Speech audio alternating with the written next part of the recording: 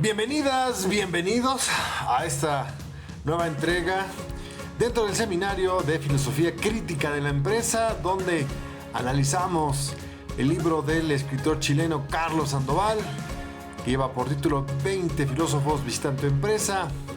En este caso analizaremos a Sócrates como parte fundamental de la filosofía crítica a la organización empresarial. Así que no te muevas de tu lugar. Estás en el lugar indicado. ¡Arrancamos! Solo hay un bien, el conocimiento. Solo hay un mal, la ignorancia. Una de las tantas frases de Sócrates, quien naciera en el año 470 a.C. en Atenas. Su padre fue un escultor, su madre una comadrona, lo cual le daba cierto estatus para poder dedicarse a filosofar, a cuestionar a los sabios. Desde muy pequeño se comenzaba a ver su facilidad de palabra y también su facilidad por analizar el pensamiento. Su contribución a la filosofía ha sido de un marcado tono ético. La base de sus enseñanzas y lo que inculcó fue la creencia en una comprensión objetiva de los conceptos de justicia, amor, virtud. Él creía que todo vicio es el resultado de la ignorancia y que ninguna persona desea el mal. A su vez, la virtud es el conocimiento y aquellos que conocen el bien actuarán de manera justa. Sócrates, sin lugar a dudas, es el más grande de los filósofos de la cultura griega clásica y que, de alguna manera, por increíble que parezca, nunca escribió nada, sino que él se dedicaba a hablar y eran sus discípulos quienes se encargaban de transformar sus pensamientos y escribir muchas de las aportaciones que dejaría este gran filósofo griego. Fue muy conocido y su influencia fue tan grande que buena parte de las escuelas filosóficas posteriores se reclamaron herederas de Sócrates. De hecho, su legado terminó generando tradiciones filosóficas muy distintas.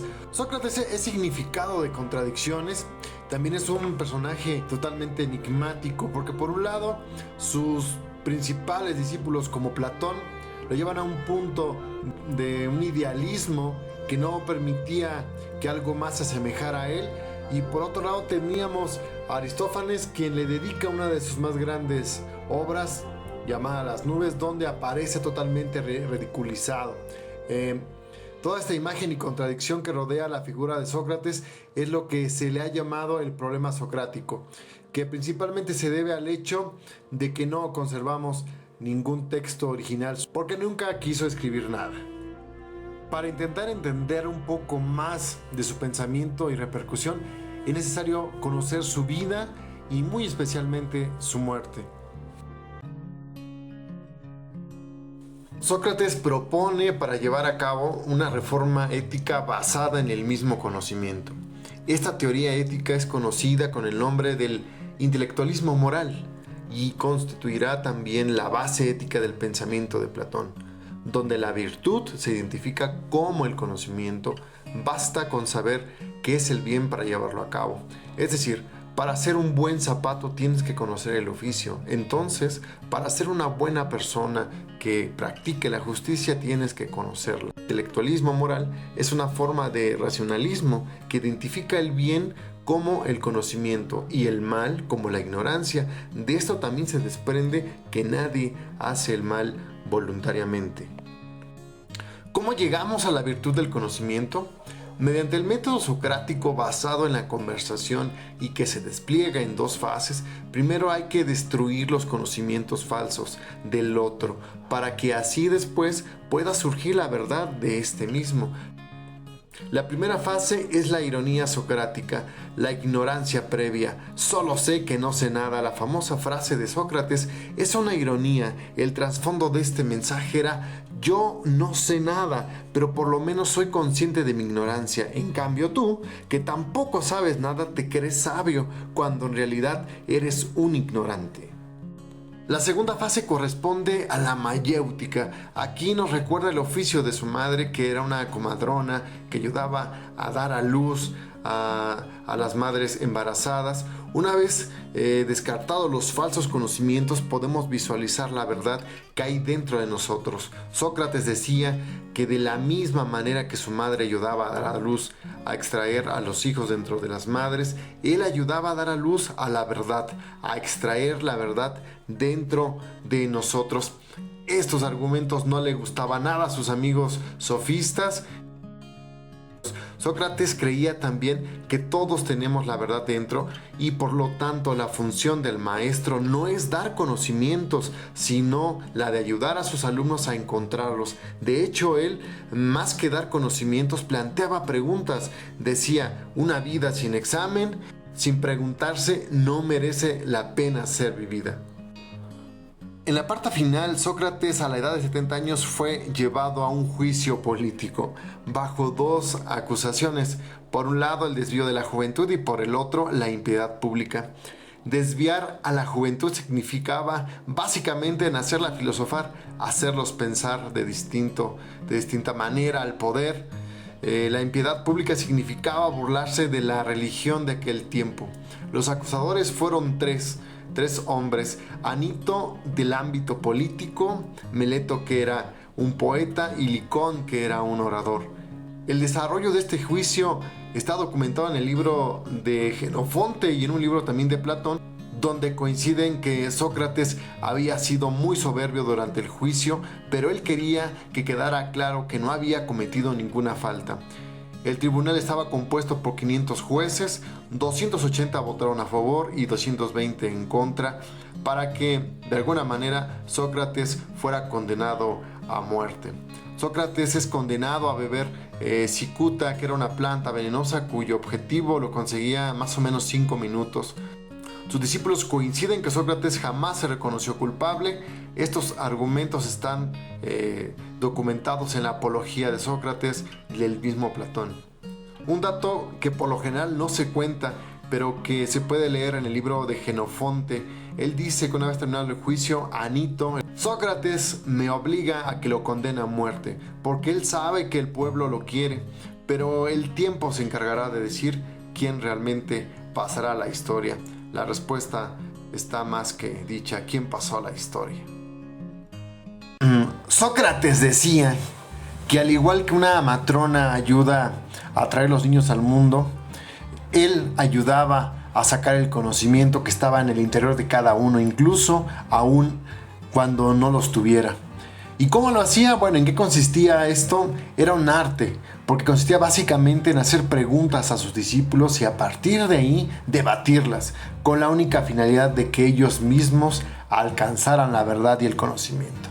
Sócrates confiaba en sus discípulos, partía de la base que el interior de cada uno de ellos había conocimiento y también verdad. Esa verdad era la que se escondía y que a través del diálogo comenzaba a salir. Efectivamente, ahora cuando piensas en coaching deberás pensar también en Sócrates, pero qué mejor que Carlos Sandoval nos lo describa con sus propias palabras en una entrevista que se le realiza a él a través de Literal Express TV, en un medio de comunicación chileno. Tenemos vigente. En el capítulo de Sócrates es bien interesante, está en la página 33 del libro, y Sócrates sabemos que es el padre de los grandes filósofos. Está Sócrates, Platón, Aristóteles, pero de alguna manera Sócrates hoy ha tomado nuevamente nuevos bríos, nuevos aires, porque está todo esto del coaching también bien presente, y de alguna manera Sócrates justamente es como el padre del coaching. ¿Lo considerarías tú así?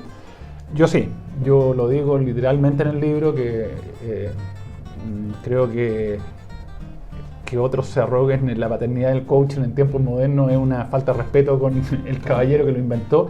Sócrates no escribió nada en prosa, tampoco escribió nada. Sócrates se dedicaba...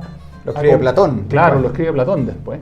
Pero Sócrates se dedicaba a conversar con la gente que tenía conocimiento, poder, tratando de descubrir qué es lo que realmente sabían y si sabían algo que les permitiera actuar después o ejercer roles de liderazgo. Y Sócrates se da cuenta en esas conversaciones que muy poca gente sabe, que pocas personas actúan desde un saber profundo.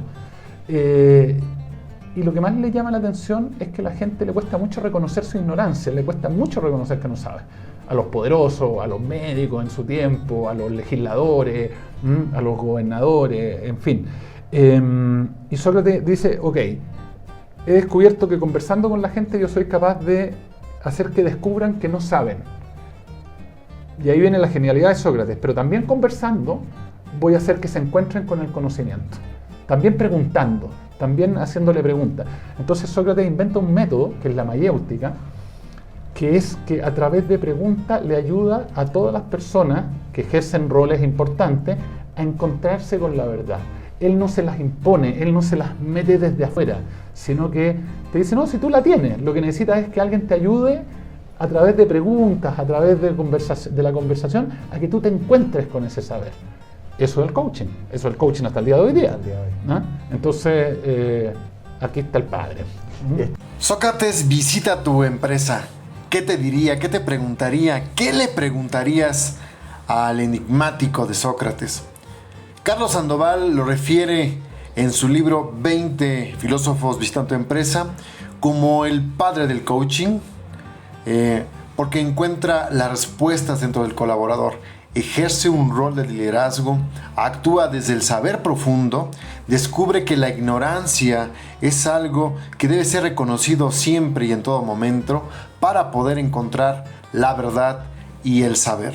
Así que muchas gracias por llegar al final de este análisis donde 20 filósofos visitan tu empresa, Sócrates como parte fundamental de este análisis. Muchas, pero muchas gracias.